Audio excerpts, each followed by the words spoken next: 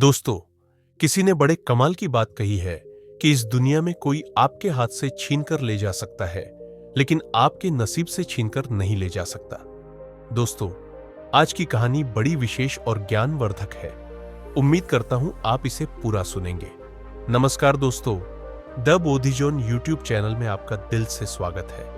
अपने वह नहीं होते जो तस्वीरों में साथ खड़े होते हैं, अपने तो वह होते हैं जो तकलीफों में साथ खड़े होते हैं। सबके दिलों का सांस अलग होता है। इस दुनिया में सबका व्यवहार अलग होता है। आंखें तो सबकी एक जैसी ही होती है, पर सबका देखने का अंदाज अलग होता है। लोग कहते हैं जिंदगी मिली है अपने हिसाब से जीने के लिए, लेकिन वही लोग सुबह होते ही किसी और के हिसाब से जीने चले जाते हैं। दिमाग कहता है कि लोगों के साथ वैसा ही व्यवहार करूं जैसा वह हमारे साथ करते हैं, लेकिन फिर दिल कहता है कि अगर हम भी उनके जैसे बन गए तो उनमें और हम में फर्क क्या रह जाएगा। हासिल कर एक मुकाम नया वक्त बदल जाता है, इंसान बदल जाते हैं, वक्त वक्त पर रिश्तों के अंदाज बदल जाते हैं। कभी कह दिया अपना तो कभी कर दिया पराया। दिन और रात की तरह पुराने समय की बात है। एक महान विद्वान ब्राह्मण थे जिसका नाम आचार्य त्रिपाठी था। आचार्य के परिवार में सिर्फ वह, उसकी पत्नी और उनका एक छोटा बेटा था। आचार्य का अधिकांश समय अध्ययन और लेखन में ही व्यतीत होता। उन्होंने कई महत्वपूर्ण पुस्तकें और ग्रंथों की रचना की थी, परंतु अपने लेखन और ज्ञान में इतने व्यस्त रहते थे कि अपने इकलौते पुत्र अर्पण पर ध्यान देने का समय ही नहीं मिल पाता था। एक दिन आचार्य की पत्नी ने उनसे कहा, क्या आपको अपने इकलौते पुत्र से कोई प्रेम ममता है या नहीं? पूरे दिन आप बस अध्ययन और लेखन में ही व्यतीत करते हैं। आचार्य ने उत्तर दिया, मेरे पास इन भावनाओं के लिए समय कहां है। आचार्य जी विद्वानों के बीच बहुत प्रतिष्ठित थे और राजा के दरबार में भी उनका बहुत सम्मान था।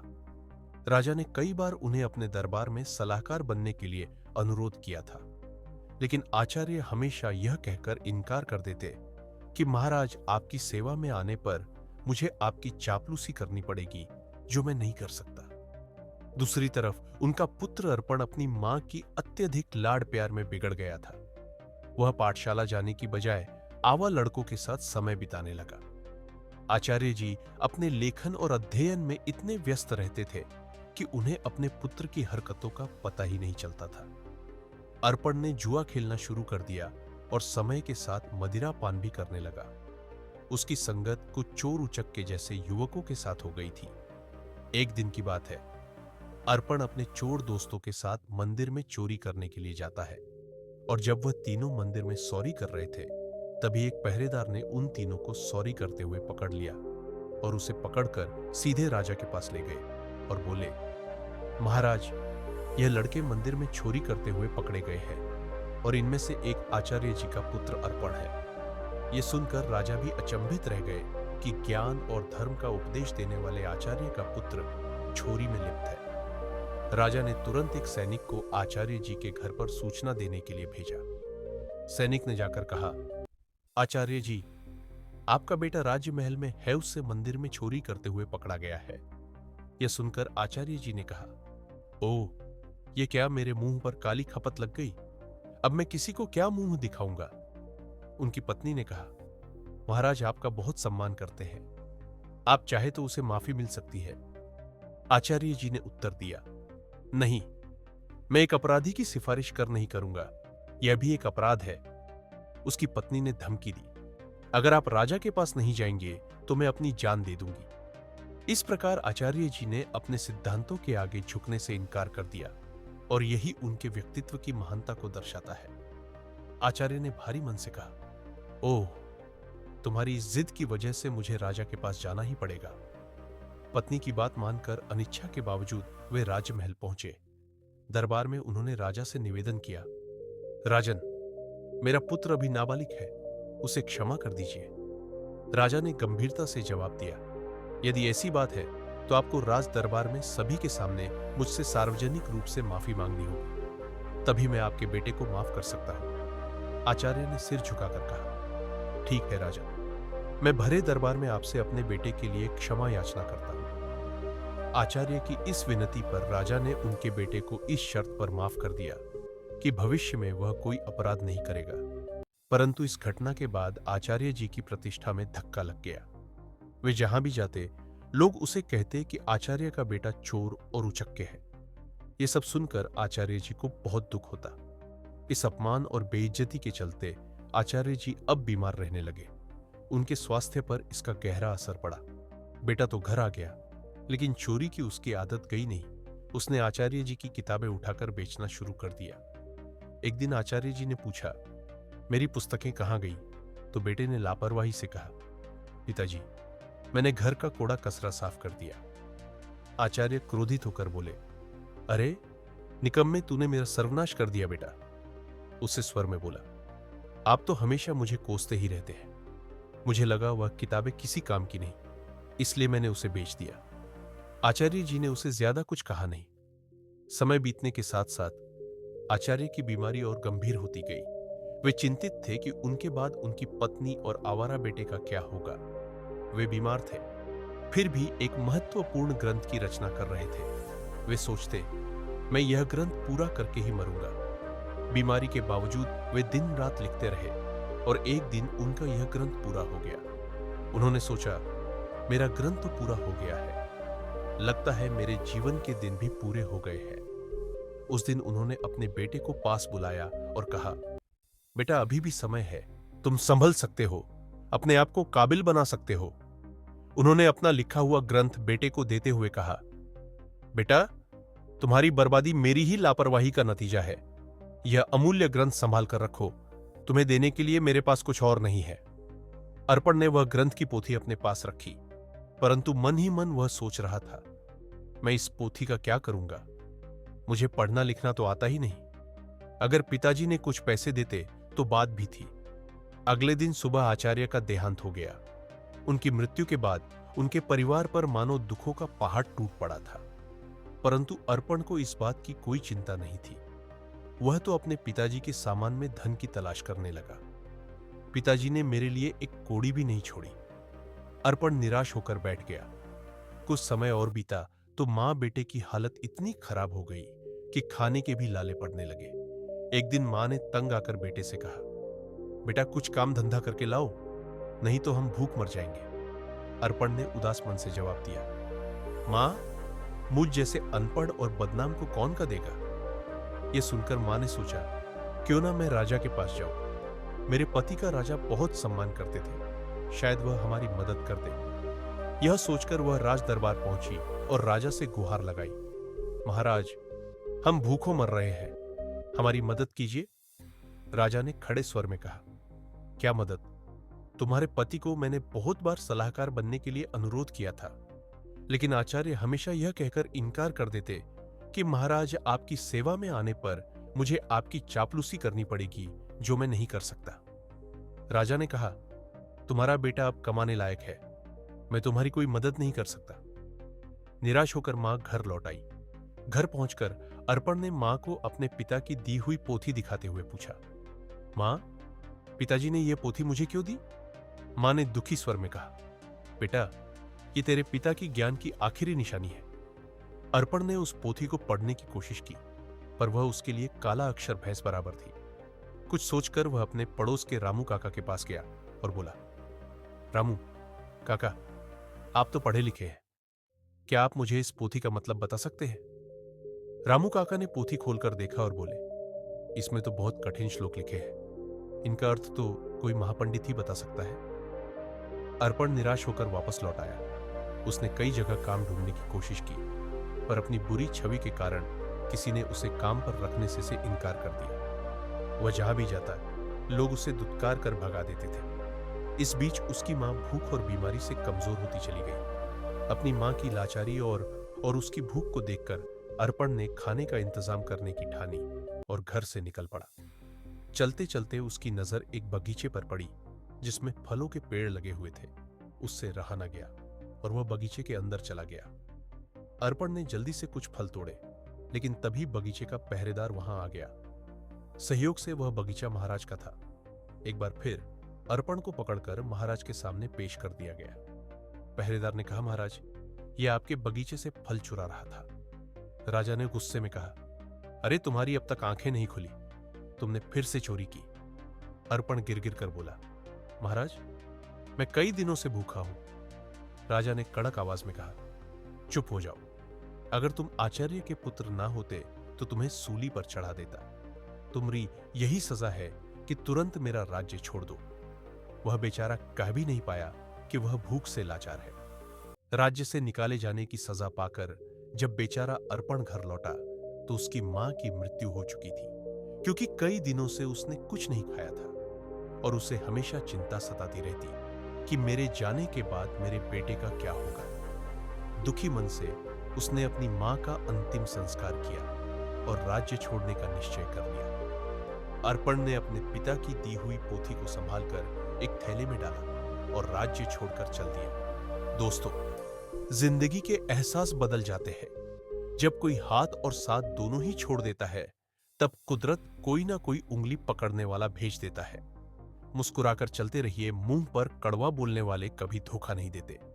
डरना तो मीठा बोलने वालों से चाहिए, जो दिल में नफरत पालते हैं और समय के साथ बदल जाते हैं। नामुमकिन कुछ भी नहीं है। हम वह सब कर सकते हैं जो हम सोच सकते हैं, और वह सब सोच सकते हैं जो हमने कभी नहीं सोचा कि सब कुछ संभव है। हर कोई कहता है कि ईश्वर नजर नहीं आता। सच तो यह है कि जब संकट में कोई साथ नहीं देता तो वही नजर आता है। सहारे इंसान को खोखला कर देते हैं और उम्मीदें कमजोर कर देती है। अपनी ताकत के बल पर जीना शुरू कीजिए। आपका खुद से अच्छा साथी और हमदर्द कोई और नहीं हो सकता। यकीन जानिए, अगर आप हारना सीख लेंगे तो जीत रोती पीटती आप चली ही आएगी। वक्त आपका है। चाहो तो सोना बना लो, चाहो तो सोने में गुजार दो। अगर आप जानते हैं कि आप वाकई में सही है तो लोगों को जो चाहे कहने दो।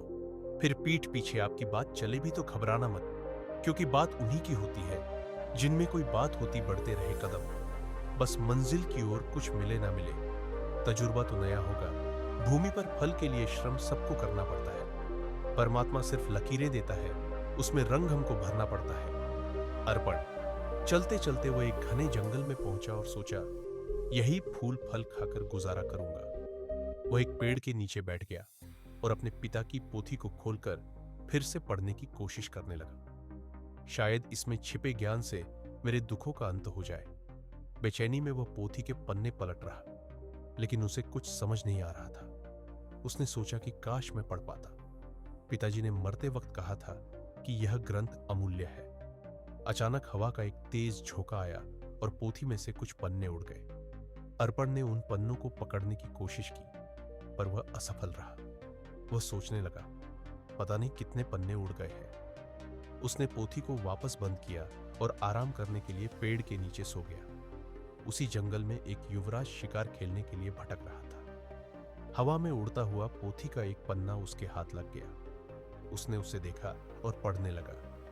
किसी ने सुंदर हस्तलिपि में संस्कृत का श्लोक लिखा है, किंतु मैं संस्कृत नहीं जानता। कुछ सोचकर युवराज ने वह पन्ना अपनी जेब में रख लिया और शिकार की तलाश में आगे बढ़ गया। तभी उसकी नजर एक हिरण पर पड़ी और वह उसका पीछा करने लगा। हिरण अपनी जान बचाने के लिए एक प्राचीन मंदिर की दिशा में भागा और युवराज उस प्राचीन मंदिर में दाखिल हो गया। जंगल के बीच में यह एक प्राचीन मंदिर था, जहां कुछ वनवासी पूजा कह रहे थे। उनका पुजारी कह रहा था, भाइयों, देवी को प्रसन्न करने के लिए हमें नौजवान युवक की बलि देनी होगी। तभी युवराज ने मंदिर में प्रवेश किया। वनवासियों ने उसे देखा और बोले, पुजारी जी, संयोग की बात है। युवक भी आ गया। क्यों ना इसी की बलि दे दी जाए। यह सुनकर युवराज सोच में पड़ गया। अगर मैंने इन्हें अपना असली परिचय दे दिया तो ये मुझे अवश्य ही बलि पर चढ़ा देंगे, क्योंकि यह शत्रु देश के राजा का है। वनवासियों ने युवराज को रस्सी से बांध दिया। तब युवराज ने कहा, पुजारी जी, मैं एक नीच कुल की संतान हूं। मेरी बलि देने से देवी अपवित्र हो जाएंगी। पुजारी ने हंसते हुए सख्त स्वर में कहा, अरे, देवी को बलि चाहिए, उन्हें ऊंच नीच से कोई मतलब नहीं है। युवराज अपने जीवन से निराश हो गया और सोचने लगा, झूठ बोलकर भी मैं अपने प्राण नहीं बचा पा रहा हूं। जब उसे बलि के लिए लाया गया तो उसने कहा, भाइयों, बलि पर चढ़ाने से पहले मैं अपनी एक अंतिम इच्छा पूरी करना चाहता हूं। मेरी जेब में एक भोजपत्र है, क्या कोई उसे पढ़कर उसका अर्थ बता सकता है? मेरी यही अंतिम इच्छा है। पुजारी ने कहा, अवश्य लाओ, मैं तुम्हें उसका अर्थ बताता हूं। पुजारी ने उस ग्रंथ के पन्ने को अपने हाथ में उठाया और कहने लगा, इस भोजपत्र पर 2 श्लोक अंकित है। पहले का अर्थ है एक झूठ, कई झूठों को जन्म देता है और झूठा व्यक्ति अंततः मुसीबत में फंस जाता है। दूसरे श्लोक का भावार्थ है, किसी के प्राण लेना सरल है, परंतु किसी को जीवन देना अत्यंत कठिन है। युवराज ये सुनकर फूट फूट कर रोने लगा। पुजारी ने उससे पूछा, तुम रो क्यों रहे हो? युवराज ने रोते हुए कहा, ये दोनों श्लोक मुझ पर ही चरित्रालु होते हैं। ये सुनकर वनवासियों को अपनी गलती का एहसास हुआ। उनमें से एक आगे बढ़कर बोला, पुजारी जी, यह युवक सच कह रहा है, हमें इसे जबरदस्ती बलि पर चढ़ाने का कोई अधिकार नहीं है। तब वनवासियों ने युवराज को मुक्त कर दिया। पुजारी ने कहा, जाओ नौजवान, इस श्लोक ने हमारी आंखें खोल दी है। हम आज के बाद देवी को किसी जीव की बलि नहीं चढ़ाएंगे। युवराज, जिसका नाम यंस था, उसने उनका धन्यवाद किया और महल की ओर चल दिया। लौटते समय वह विचारों में खोया हुआ था और सोच रहा था, यह भोजपत्र कितने अनमोल है, इन्होंने मेरे प्राण बचाए। हो सकता है ऐसे सुंदर उपदेशों वाले और भी पन्ने हो। महल वापस पहुंचकर युवराज ने अपने पिता के चरणों में प्रणाम किया और कहा, पिताजी, आपने मुझे शिकार खेलकर जीवों की हत्या करने से मना किया था। मैंने आपसे झूठ बोलकर शिकार खेलने गया था और मुसीबत में फंस गया, परंतु इन श्लोकों ने मेरे प्राण बचा लिए। फिर युवराज ने राजा रुद्र प्रताप को अपनी आप बीती सुना दी। उसने कहा, ऐसे श्लोक जो दूसरों को अहिंसा की शिक्षा देते हैं और जिन्होंने मेरे प्राण बचाए, मेरे लिए हजारों मोहरों के बराबर है। पिताजी, इस भोजपत्र पर पन्नों की संख्या 3 लिखी है। यह किसी अनमोल पोथी के हिस्से है। राजा रुद्र प्रताप ने यह सुनकर अपने कुछ सैनिक को बुलाया और उन्हें भोजपत्र दिखाते हुए आदेश दिया, जो भी ऐसे श्लोकों से सजे भोजपत्र खोज कर लाएगा, उसे ऊंचा पद और पुरस्कार भी दिया जाएगा। दूसरे ओर आचार्य जी का बेटा अर्पण महीनों जंगलों में भटकता रहा। भटकते भटकते वह राजा रुद्र प्रताप के राज्य में आ पहुंचा। नगर में आकर भी उसने कई लोगों से सहायता मांगी, परंतु हर कोई उसे दुत्कार कर भगा देता था, क्योंकि इतने दिनों से भटकते भटकते अर्पण एक भिखारी जैसा दिखने लगा था। एक दिन की बात है, भूखा प्यासा अर्पण राजमहल की तरफ से निकल रहा था और उसे जोर की भूख लग रही थी। वह सोचने लगा कि अब भूख के मारे उसकी जान निकली जा रही है। तभी अचानक राजमहल की रसोई से खाने की महक उसकी नाक में आ गई। अनायास ही वह उस मोह सुगंध की ओर खींचता चला गया और सीधा रसोई घर में जा पहुंचा। वहां जाकर उसने रसोइये से कहा, भाई मुझे 2 रोटी दे दो, बहुत भूखा हूं। रसोइये ने उसे दुत्कारते हुए कहा, जा भाग यहां से। लेकिन अर्पण की भूख इतनी बढ़ चुकी थी कि उससे सहन नहीं हो रही थी। उसने मौके का फायदा उठाकर रसोइये से नजरें बचाई और 2-3 रोटियां उठाकर अपने थैले में डाल ली। दुर्भाग्य से रसोइये की नजर उस पर पड़ गई। उसने अर्पण का हाथ पकड़ लिया और गुस्से में बोला, अरे रोटी चोर, चल तुझे महाराज के सामने ले चलता हूं। अर्पण भूख के कारण चल भी नहीं पा रहा था और रसोइया उसे खींचता हुआ महाराज के पास ले गया और बोला, महाराज जी, यह भिखारी लड़का राजमहल की रसोई में घुस आया और यहां से रोटियां चुराई है जो इसके थैले में है। महाराज ने सिपाहियों को आदेश दिया, इस भिखारी के थैले को उल्टा कर दिया जाए। एक सिपाही आगे बढ़ा और अर्पण का थैला छीना और उसे उल्टा कर दिया। थैले से रोटियों के साथ साथ वह ग्रंथ भी निकल आया जो अर्पण के पिता ने लिखा था। उसी समय युवराज भी वहां से गुजर रहे थे, तो ग्रंथ को देखते ही युवराज की आंखें चमक उठी। उसने तुरंत ग्रंथ को उठा लिया और खुशी से चिल्ला उठा, अरे ये तो वही अनमोल पोथी है जिसकी हमें महीनों से तलाश थी। फिर युवराज ने अर्पण की ओर देखा और आदरपूर्वक अपने सिपाही को कहा, इस धनवान लड़के को सम्मान से बिठाया जाए। फिर उस लड़के को एक सिंहासन पर बैठाया गया। फिर युवराज ने पूछा, भाई तुम्हारा नाम क्या है? लड़के ने कहा कि मेरा नाम अर्पण है। युवराज ने कहा कि इतनी अनमोल संपत्ति होने के बावजूद भी तुम भीख मांग रहे हो। मैं इस पोथी के लिए तुम्हें 5000 स्वर्ण मुद्राएं देने को तैयार हूं। अर्पण ये सुनकर एकदम असंत रह गया और बोला, क्या कहा? 5000 स्वर्ण मुद्राएं कम नहीं है महाराज। मैं सोच रहा था कि लाखों की संपत्ति रखते हुए भी मैं भूखा मर रहा था। फिर उसने कहा, मित्र, इस पोथी के वचनों ने सदा मुझे पतन के गड्ढे में गिरने से बचाया है और मेरे प्राणों की रक्षा की है, लेकिन मेरी आंखें बार बार ठोकर खाकर भी नहीं खुली। युवराज ने पोथी खोली और अर्पण को पहले और दूसरे पन्ने की श्लोक सुनाने लगा। उसने लिखा था कि अविद्या सारे कपटों की जननी है और संकटों में ही अपने और पराई की पहचान होती है। अर्पण ने कहा, सचमुच अविद्या ने ही मुझे दर दर का भिखारी बना दिया। अगर मैंने बचपन में ही विद्या ग्रहण की होती तो आज मैं भी अपने पिता की तरह एक विद्वान होता। युवराज ने कहा, भाई अर्पण, अपनी पोथी का यह मूल्य स्वीकार करो। और यह कहते हुए उसने स्वर्ण मुद्राओं की थैली अर्पण को थमा दी। अर्पण ने थैली को हाथ में लेते हुए कहा, अब मैं धन का बोझ कहां उठाता फिरूं? इस धन को मैं गरीब बच्चों की अविद्या दूर करने के लिए लगाऊंगा। युवराज ने कहा, मित्र, अब तुम एक भिखारी नहीं रहे, तुम तो अब महान धनवान हो गए हो। अर्पण सोच रहा था, काश ये समझ मुझे बचपन में ही आ गई होती तो शायद मेरे माता पिता आज यहां होते। इसके बाद अर्पण ने वह धन ग्रहण किया और उसने उस धन से गरीब बच्चों के लिए एक पाठशाला बनवाई और खुद भी विद्या प्राप्त करने लगा। दोस्तों, किसी ने बड़े कमाल की बात कही है कि हौसला ना हार गिरकर। एआई मुसाफिर, अगर दर्द यहां मिला है तो दवा भी यहीं मिलेगी। दोस्तों, जीवन में जो होना है वह होकर रहेगा। यह कहानी सिखाती है कि अगर आपकी बुराइयां आप पर हावी हो गई तो आपका अंत निश्चित है। इसलिए बुराइयों को अपने ऊपर हावी मत होने दो। इस कहानी को सुनने के लिए धन्यवाद दोस्तों। मिलते हैं अगली वीडियो में एक नई सीख के साथ। खुश रहिए।